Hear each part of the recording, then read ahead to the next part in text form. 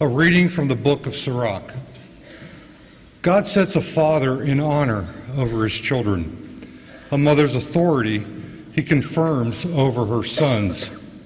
Whoever honors his father atones for sins and preserves himself from them. When he prays, he is heard. He stores up riches who reveres his mother. Whoever honors his father is gladdened by children, and when he prays is heard. Whoever reveres his father will live a long life. He who obeys his father brings comfort to his mother. My son, take care of your father when he is old. Grieve him not as long as he lives. Even if his mind fails, be considerate of him. Revile him not all the days of his life. Kindness to a father will not be forgotten. Firmly planted against the depth of your sins, a house raised in justice to you. The word of the Lord.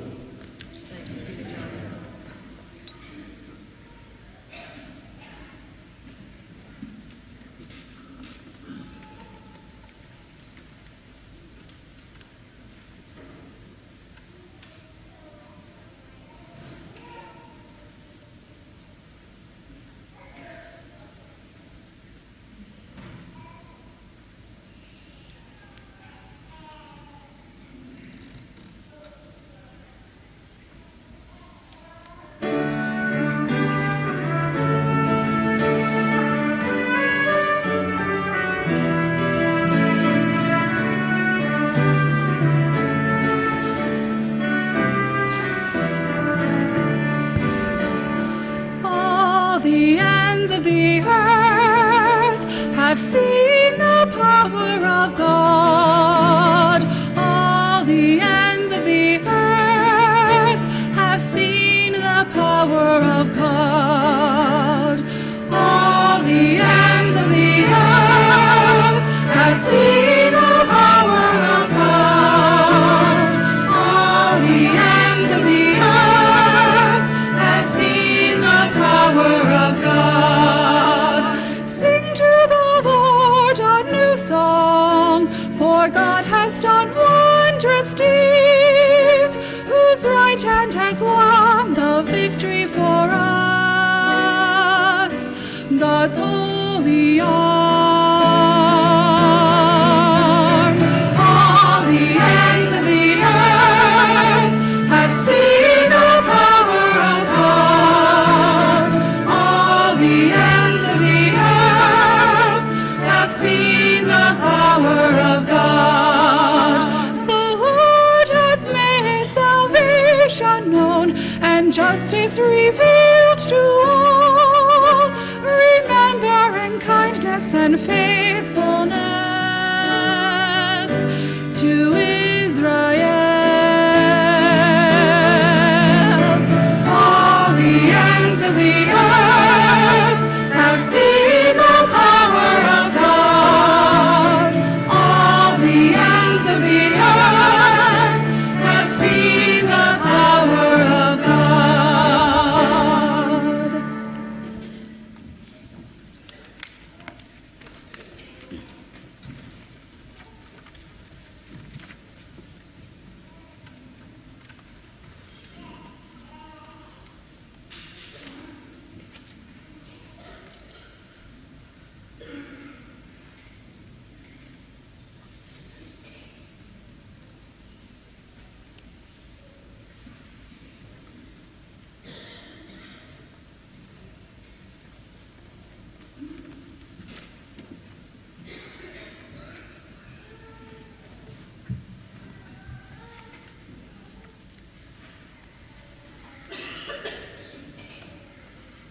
A reading from the first letter of St. John. Beloved, see what love the Father has bestowed on us, that we may be called children of God. And so we are. The reason the world does not know us is that it did not know him. Beloved, we are God's children now. What we shall be has not yet been revealed. We do know that when it is revealed, we shall be like him, for we shall see him as he is. Beloved, if our hearts do not condemn us, we have confidence in God and receive from him whatever we ask, because we keep his commandments and do what pleases him. And his commandment is this: we should believe in the name of his Son, Jesus Christ, and love one another just as he commanded us. Those who keep his commandments remain in him, and he in them. And the way we know that he remains in us is from the Spirit he gave us. The word of the Lord.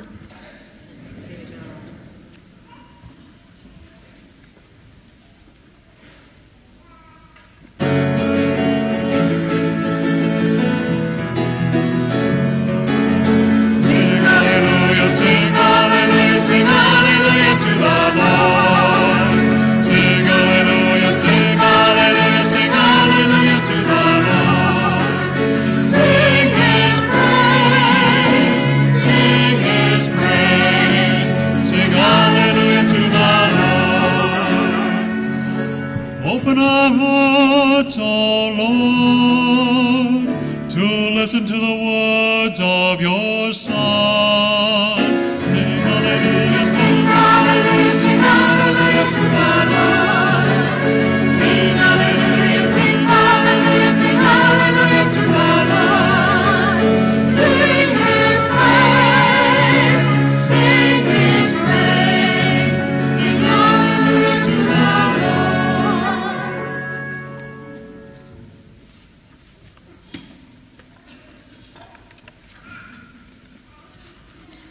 The Lord be with you.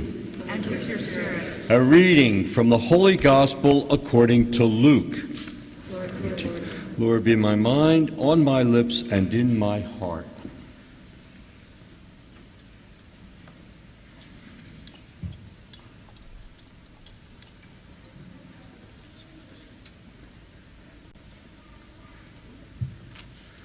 Each year, Jesus' parents went to Jerusalem for the feast of Passover.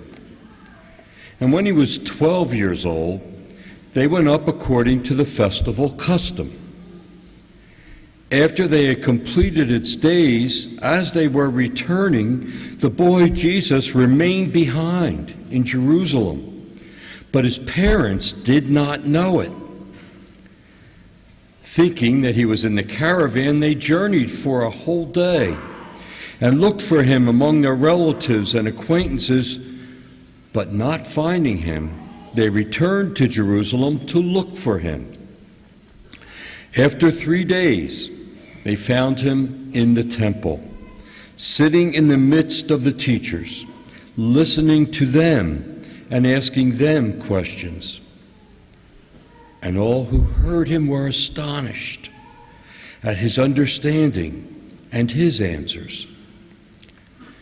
When his parents saw him, they were astonished. And his mother said to him, "Son, why have you done this to us? Your father and I have been looking for you with great anxiety." And he said to them, "Why were you looking for me? Did you not know that I must be in my Father's house?" But they did not understand what he said to them. He went down with them and came to Nazareth and was obedient to them. And his mother kept all these things in her heart. And Jesus advanced in wisdom and age and favor before God and man.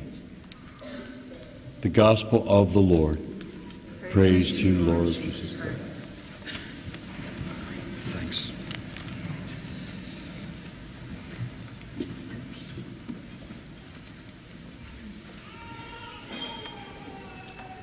Well, it's so good to see everyone here today.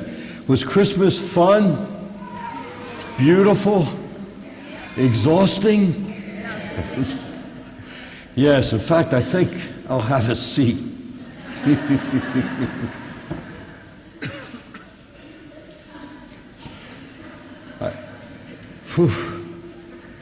I read the story of a family living in a farmhouse out in the country.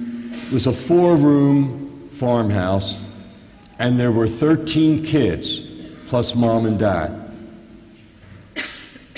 The man would work all day and come into the house, and his wife would say, it's impossible to keep this house clean with 13 kids and only 4 rooms.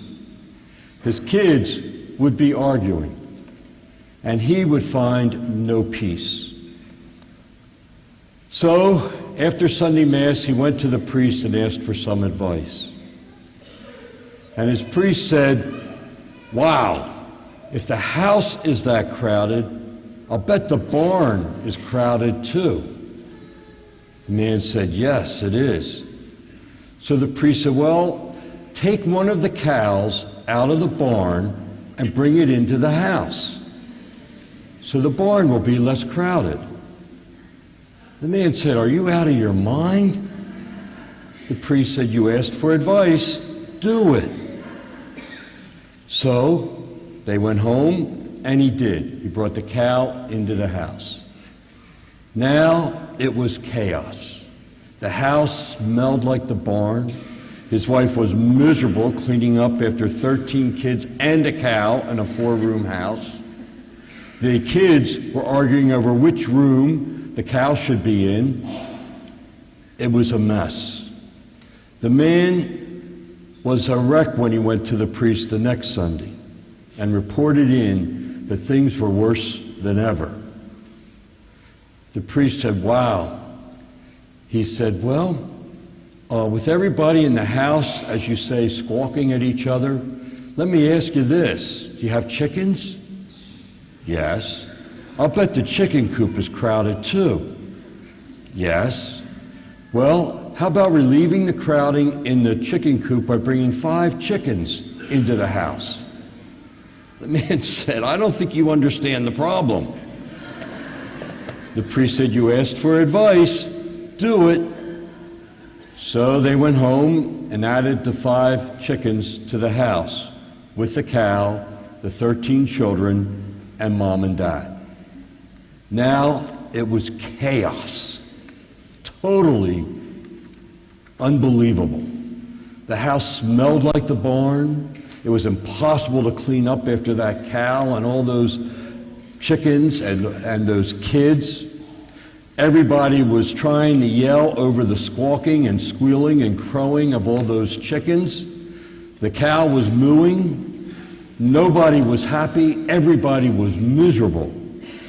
Very frazzled the next Sunday, the man goes to the priest and said, this is impossible. There's no room for any more animals. And the priest said, well, this week, why don't you put the cow back in the barn?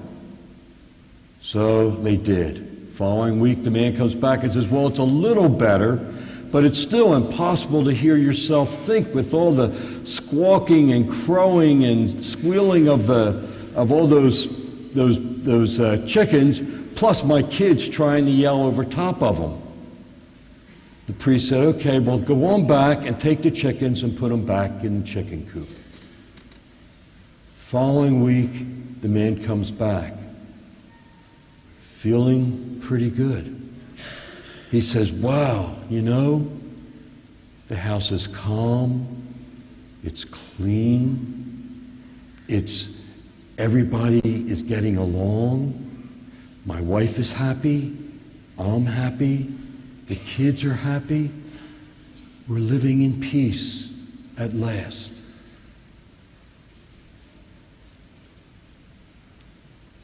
Sometimes family life, modern family life, can seem crazy. The Holy Family was also a modern family in its day. And modern families, as crazy as they are on TV, have always been a little bit crazy. The Holy Family found nothing easy. And in today's gospel, what we hear is they did not even get along well all the time.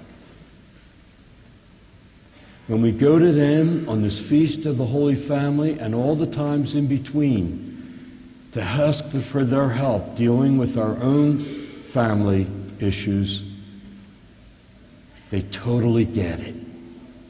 They totally understand. We learn from the Gospels and we can hear them saying, "Oh yeah, our son was born in questionable circumstances. We got transferred to Bethlehem. Next thing you know, we were running to Egypt as refugees. We came back, and every year we went to Jerusalem, just like every year you go to Orlando." We're not that distant. Modern families are modern families. And so we know they understand. They get it.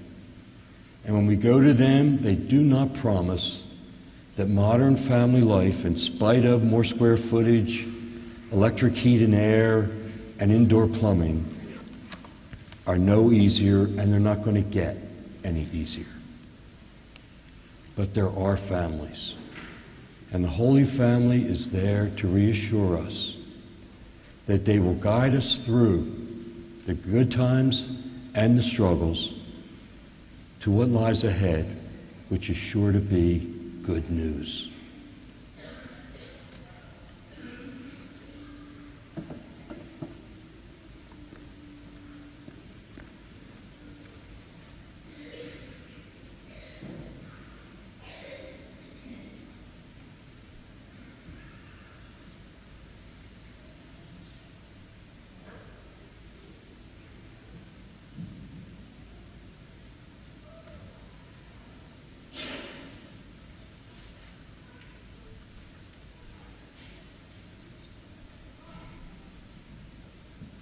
Please stand.